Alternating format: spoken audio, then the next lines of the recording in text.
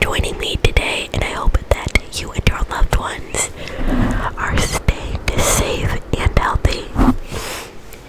So today's video I'm actually really excited about. I'm going to be doing a rating 2000s rom-coms video, and I'm super excited about this. Now, yes, I am filming this the same day I was wearing the orange shirt the other video,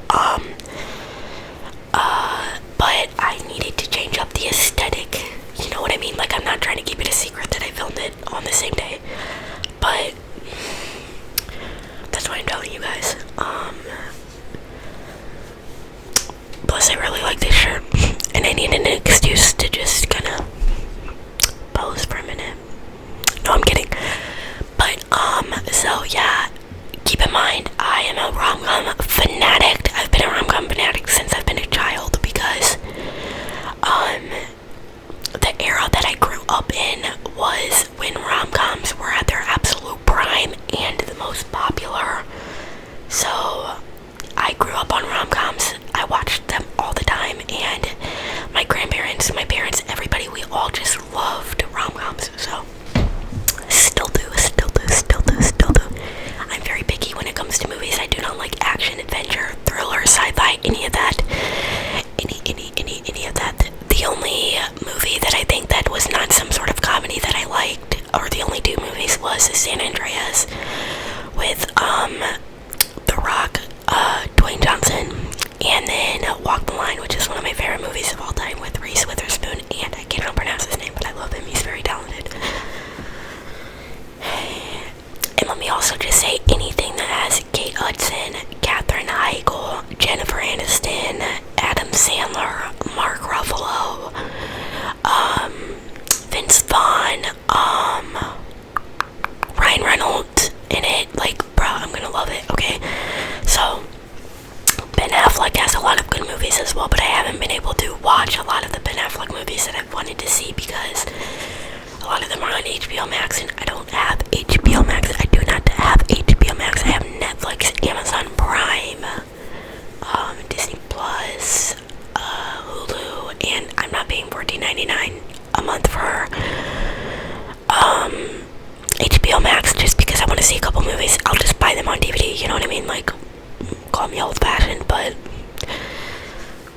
like Jiggly, I think, is it Jiggly or Jiggly? They're all like ones that have Jennifer Lopez in them as well. Jersey Girl, Jersey Girl, I really want to see that. And then Jiggly, whatever movie was about, like, which I don't know if that was a rom-com, but I'm just saying, like, I'm kind of going way off now. Way off now. But yeah, let's just get into it. Okay, so we have The Proposal. Sorry, let me do it. We have The Proposal, which I would give a 10 out of 10 for sure. I loved The Proposal. Anybody who knows me knows that my favorite kind of storyline in a movie, TV show, anything, is that hate to love dynamic, and in The Proposal, that was exactly what it was about. They absolutely despised each other, and slowly they ended up falling in love. My Fake Fiance with Melissa Joan Hart and Joey Lawrence was a similar, I guess, plot point. Not exactly. And that came out a year later. And I love that one as well. So yeah, pretty much any movie, TV show that I've watched that has that kind of dynamic, storyline, plot, whatever you want to call it, I like. Okay, so yeah, I'd give The Proposal a 10 out of 10, and then we have Knocked Up with Katherine Heigl and Seth Rogen. Love that movie.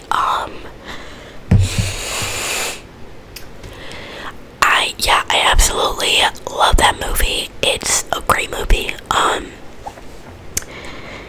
And my mom introduced me to it, I think. Seth Rogen's really funny. I love Katherine Heigl. They were great together in that movie. I would give it like a 9.5 out of 10, only because, like, I'm not into the fact that they showed, like, actual sex scenes, and it was just a little too, like, liking at times. Like, I don't get into that kind of stuff. But overall, there wasn't really a lot of that in the movie. Absolutely loved it. So, yeah. Then we have Forgetting Sarah Marshall, which I never seen, so I cannot rate that.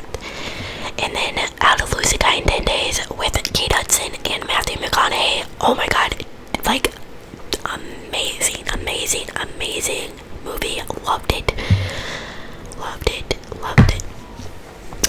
Like, Matthew McConaughey is such a cutie, and maybe I have like just a little small crush on Kate Hudson as well, but yeah, I love them. Like, they're very talented actors, and it honestly was kind of like that hate love type of thing, but just in a different way. Like, they were attracted to each other from the beginning, but they were both kind of setting each other up. They both were kind of setting each other up and had like an ulterior motive, but they did like legitimately end up falling in love. So I love it. I would give it a honestly like an 8 out of 10, just because it did kind of drag at some points in my opinion, but overall loved it. Definitely one of my favorites.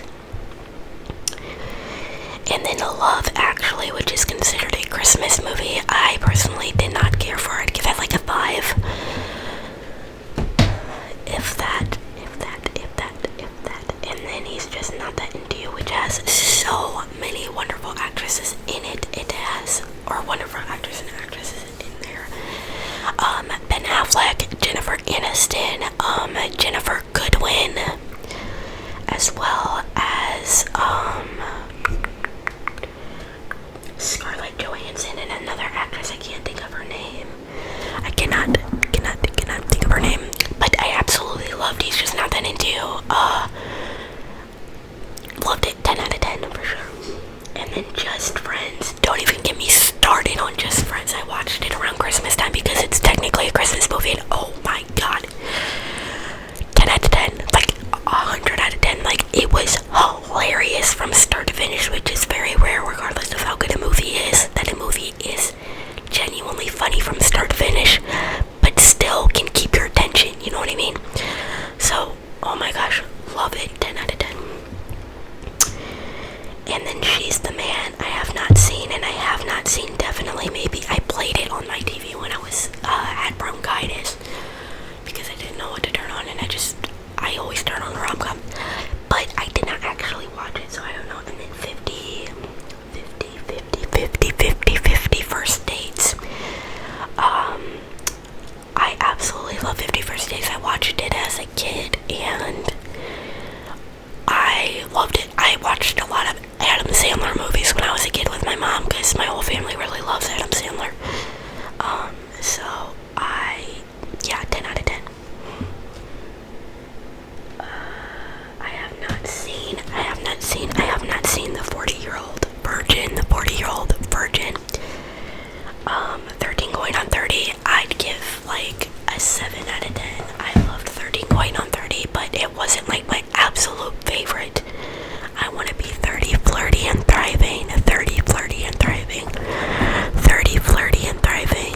As she said, oh my gosh, like, I don't understand why anyone would want to be 30. Like, no offense to anyone who's in their 30s, but it's just like, why would you want to rush your life like that? You know what I mean? Like, I wish I was still like 15, 16. So, yeah. Then I never watched My Big Fat Greek Wedding, surprisingly. But a lot of these are on my watch list. Then we have The Ugly Truth. That is one with Catherine Heigl. Catherine Heigl. I just seen this on Netflix recently. It was so good. The plot is basically, she like gets involved with this guy who does like this like talk show newscasting type of thing where he encourages guys to treat women in a very like F-boy type of way, I guess, and he ended up like they ended up like working together in a sense of like he was coaching her on how to like coaching her through her dates and stuff, and it was really sexist, don't get me wrong, but like I loved it because they had such electric chemistry even though they weren't together, and they ended up together in the end, but it was adorable. And the guy, which I don't remember his name because he hasn't been in a lot of movies, but the guy who was in the movie with her, oh my god, he was so cute. Okay, then the breakup with Jennifer Aniston and Vince Vaughn.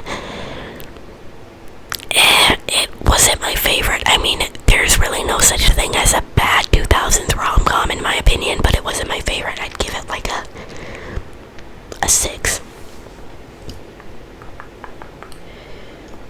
But it definitely had a more realistic ending. They broke up because he really wasn't appreciating her the way that she should have been appreciated. You know, he really was just getting annoyed with her for no reason. They broke up. She broke up with him, and you know, they kind of moved on, but they became civil. You know, they ran into each other at the end of the movie, and they, you know, said hi to each other and everything. They didn't get back together, but they stayed civil, or they became civil, which I think that is important. You know what I mean? That they show that more realistic ending, that no, they didn't get back together, but they didn't hate each other either. So it wasn't a negative ending, but it just wasn't the perfect, like, happily ever after ending, if you know what I mean. The Wedding Planner with Jennifer Lopez and Matthew McConaughey. I know, like, my grandparents really liked that one. I wasn't a fan of it. I could not even really get through the whole movie. I just found it kind of boring. I don't know what it was. But like 3 out of 10. And then Sweet Home Alabama, 10 out of 10 for sure. Reese Witherspoon, yes. Patrick Dempsey, double yes. Like, totally. I love that, so definitely a 10 out of 10. It's got just such a, like, wholesome vibe to it, and I thought, like, Patrick Dempsey was, like, a total jerk in the movie, which he kind of was, but he was definitely not as much of a jerk as I thought he was gonna be compared to his mother. Like, his mother was crazy. I don't know why I just did that, but she was supposed to marry Patrick Dempsey's character, but she was still legally married to her ex-husband, who she grew up with, fell in love with, all that. And so she has to go and ask him for a divorce so she can marry him. And she ended up falling back in love with her husband. I shouldn't be saying ex-husband because she was still technically married to her husband. And at the wedding with the other guy, I think she ended up, like, being honest about it, and his mom, like Patrick Dempsey's character's mom, was so rude to her. She ended up slapping her, and I was like, you go, like, get it, because she was so selfish and rude for no reason, and it wasn't gonna work out between them. You could tell, like, she was more of just, like, a sweet, down-to-earth girl from Alabama, and he was very rich, very mama's boy to a, like, weird level, and, you know, it was just weird. So then, 27 dresses, 27 dresses with Katherine Heigl is also one of my favorite movies. 10 out of 10. I hated the way her sister treated her in that movie, but I do believe that movie actually won, like, a People's Choice Awards or something, which, awesome, by the way. Basically, she was a bridesmaid. She was always a bridesmaid, ever since she was a little girl. Well, not bridesmaid, like, maid of honor, bridesmaid, but she was always, like, doing all the wedding planning for people, and she just loved being super involved in weddings. And so she would be going to, like, 2 to 3 different weddings in a one night and having to go back and forth and back and forth and back and forth.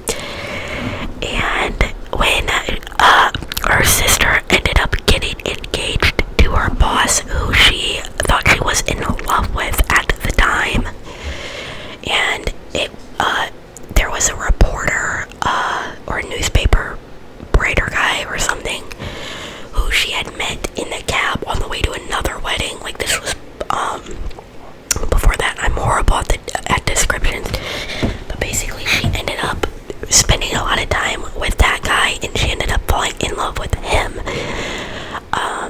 And her sister was like a liar about a lot of different things, and so she did not end up marrying her boss, but she was just being really nasty. And I just hate the way like Kevin Nichols' character got treated in that movie, but she ended up marrying the news guy, or the newspaper guy, at the end of the movie. Her and her sister made up. Like, it was just beautiful. Like, I loved it. But it's called 27 Dresses because she was always going to weddings, so she had so many dresses that she ended up getting rid of, and she got to be the bride in the end, so it was really beautiful.